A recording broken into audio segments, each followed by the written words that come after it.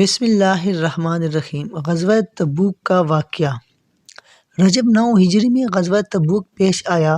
حضرت صلی اللہ علیہ وسلم کو اپنے جاسوسوں کے ذریعے اطلاعات ملی کہ رومیوں نے شام میں بہت زبردست لشکر جمع کر لیا ہے، اور یہ کہ انہوں نے اپنے اول دستوں بلقاء کے مقام پر پھیلا دیا ہے۔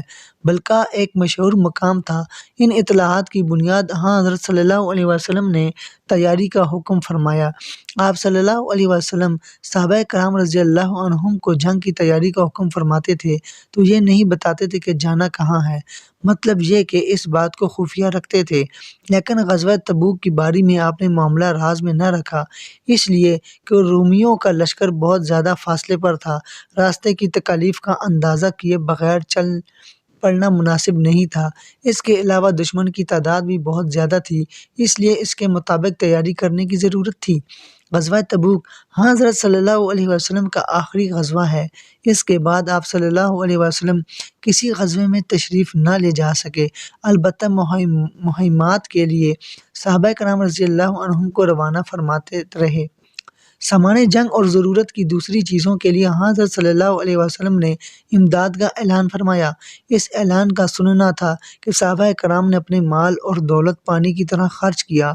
حضرت عثمان رضی اللہ عنہ نے تو اس قدر دولت لٹائی کہ کوئی دوسرا شخص مقدار کے لحاظ سے ان کی برابری نہ کر سکا۔ انہوں نے 900 اونٹ، 100 گھوڑے، 10,000 دینار اور ان کے علاوہ بے شمار زاد راہ دیا۔ حضرت عثمان رضی اللہ عنہ کی فیاضی کا حال دیکھ کر حضرت صلی اللہ علیہ وسلم نے فرمایا، اے اللہ، میں عثمان سے راضی ہوں، تو بھی ان سے راضی ہو جا۔ ایک روایت کے مطابق آپ صلی اللہ علیہ وسلم کافی رات گئے تک ان کے لیے دعا فرماتے رہے۔ آپ صلی اللہ علیہ وسلم نے ان کے لیے یہ الفاظ بھی ارشاد فرمائے، آج کے بعد عثمان کا کوئی عمل انہیں نقصان نہیں پہنچا سکتا۔ یہ الفاظ کہتے وقت آپ صلی اللہ علیہ وسلم نے ان دیناروں کو الٹ پلٹ رہے تھے۔ حضرت عثمان رضی اللہ عنہ کے علاوہ جو دوسرے مالدار صحابہ تھے، انہوں نے بھی لشکر کی تیاری میں زبردست امداد دی۔ حضرت ابوبکر صدیق رضی اللہ عنہ تو قربانی میں سب سے بڑھ گئے۔ وہ اپنے گھر کا سارا سامان لے آئے۔ اس کی تعداد 4,000 درہم کے برابر تھی۔ حضرت صلی اللہ علیہ وسلم نے ان سے پوچھا، ابو بکر، اپنے گھر والوں کے لیے بھی کچھ چھوڑا ہے یا نہیں؟ جواب میں انہوں نے عرض کیا، میں نے ان کے لیے اللہ اور اللہ کا رسول چھوڑا ہے۔ حضرت عمر رضی اللہ عنہ اپنا نصف مال لائے۔ حضرت عبد الرحمن بن عوف رضی اللہ عنہ بھی بہت سا مال لائے۔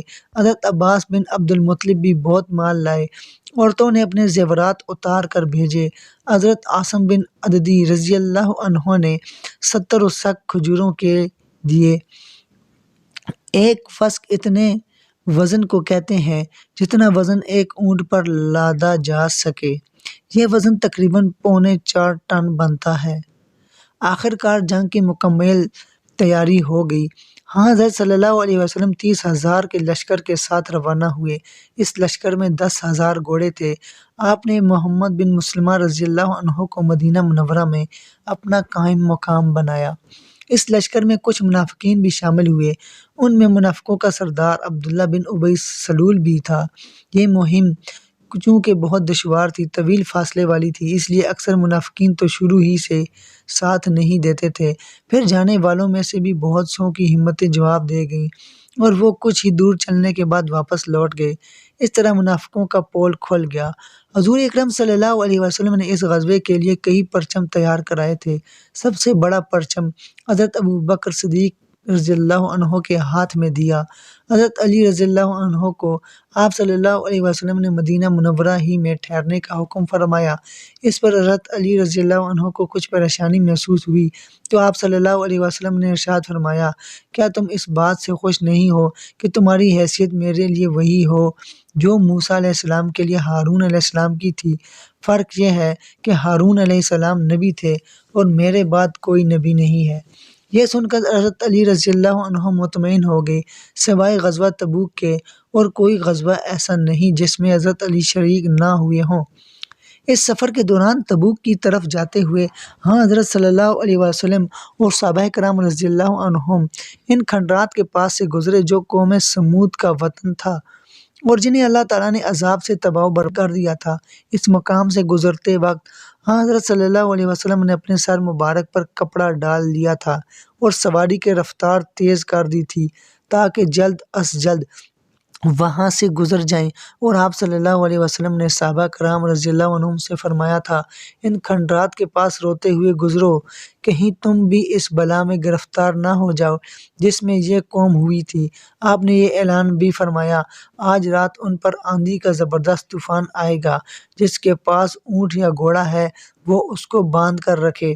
ساتھ میں آپ صلی اللہ علیہ وسلم نے حکم فرمایا، آج رات کوئی شخص تنہا اپنے پڑاؤ سے باہر نہ جائے بلکہ کسی نہ کسی کو اپنے ساتھ ضرور رکھے۔ پھر اتفاق ایسا ہوا کہ ایک شخص کسی ضرورت سے تنہا باہر نکل گیا، نتیجہ یہ ہوا کہ اس کا دم گھٹ گیا۔ ایک دوسرا شخص اپنے اونٹ کی تلاش میں نکل گیا، اس کا انجام یہ ہوا کہ ہوا اسے اڑا لے گئی اور پہاڑوں پر جا پھینکا۔ حضرت صلی اللہ علیہ وسلم کو جب ان دو واقعات کا علم ہوا تو فرمایا، کیا میں نے کہا نہیں تھا کہ کوئی تنہا نہ جائے؟ باہر جانا پڑ جائے تو کسی کو ساتھ لے کر نکلے۔ اس سفر کے دوران ایک روز پانی بالکل ختم ہو گیا، پیاس نے لوگوں کو پریشان کر دیا۔ آخر لوگوں نے حضور صلی اللہ علیہ وسلم سے ذکر کیا، آپ صلی اللہ علیہ وسلم نے دعا کے لیے ہاتھ اٹھا دیے۔ آپ صلی اللہ علیہ وسلم نے دعا کے لیے ہاتھ اٹھا دیے۔ آپ صلی اللہ علیہ وسلم اس وقت ہاتھ اٹھائے رہے جب تک کہ بارش نہ ہو گئی، اور اتنی بارش ہوئی کہ سب سیراب ہو گئے۔ لشکر نے اپنے برتن بھی بھر لیے۔ ان حالات میں آپ صلی اللہ علیہ وسلم کی اونٹنی گم ہو گئی۔ آپ صلی اللہ علیہ وسلم نے اونٹنی کو تلاش کرنے کا حکم فرمایا۔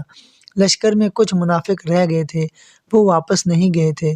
اس موقع پر وہ کہنے لگے، محمد صلی اللہ علیہ وسلم کا دعویٰ تو یہ ہے کہ وہ نبی ہیں اور یہ مسلمانوں کو آسمان کی خبریں سناتے ہیں، لیکن انہیں یہ معلوم نہیں کہ ان کی اونٹنی کہاں ہے۔ حضرت صلی اللہ علیہ وسلم تک منافقین کی یہ باتیں فوراً ہی پہنچ گئی۔ آپ صلی اللہ علیہ وسلم نے لوگوں کے سامنے ارشاد فرمایا، مجھ تک کچھ لوگوں کی یہ بات پہنچی ہے، اللہ کی قسم میں انہی باتوں کو جانتا ہوں جو اللہ تعالیٰ مجھے بتا دیتے ہیں، اور اونٹنی کے بارے میں مجھے ابھی اللہ تعالیٰ نے بتایا ہے کہ وہ فلاں وادی میں ہے، اس کی مہار ایک درخت کی ٹہنی میں الجھ گئی، تم لوگ وہاں جاؤ اور اونٹنی کو میرے پاس لے آؤ۔ لوگ وہاں گئے تو اونٹنی کو اسی حالت میں پایا جیسا کہ حضرت صلی اللہ علیہ وسلم نے فرمایا تھا۔ سفر جاری تھا کہ حضرت ابو ذر غفاری رضی اللہ عنہ کا اونٹ تھک گیا۔ جب اونٹ کسی طرح چلنے کے لیے تیار نہ ہوا تو تنگ آ کر حضرت ابو ذر غفاری رضی اللہ عنہ نے سامان اس پر سے اتار کر اپنے سر پر رکھ لیا اور پیدل چل پڑے، یہاں تک کہ حضرت صلی اللہ علیہ وسلم تک پہنچ گئے۔ لوگ آپ صلی اللہ علیہ وسلم کو پہلے ہی خبر دے چکے تھے کہ ابو ذر پیچھے رہ گئے ہیں کیونکہ ان کا اونٹ تھک گیا ہے۔ یہ سن کر آپ صلی اللہ علیہ وسلم نے فرمایا، اسے اس کے حال پر چھوڑ دو، اگر ابو ذر میں کوئی خیر ہے تو اللہ تعالیٰ اسے تم تک پہنچا دے گا، اور اگر خیر کے بجائے برائی ہے تو سمجھ لو اللہ نے تمہیں اس سے امن دے دیا۔ پھر لوگوں نے دور سے کسی کو آتے دیکھا تو حضرت صلی اللہ علیہ وسلم کو اطلاع دی۔ آپ نے فرمایا، ابو ذر ہوں گے، اللہ ان پر رحمت فرمائے، اکیلے ہی پیدل چلے آ رہے ہیں، اکیلے ہی مریں گے، یعنی ان کی موت ویرانے میں ہوگی، اور اکیلے ہی دوبارہ زندہ ہو کر قیامت میں اٹھیں گے۔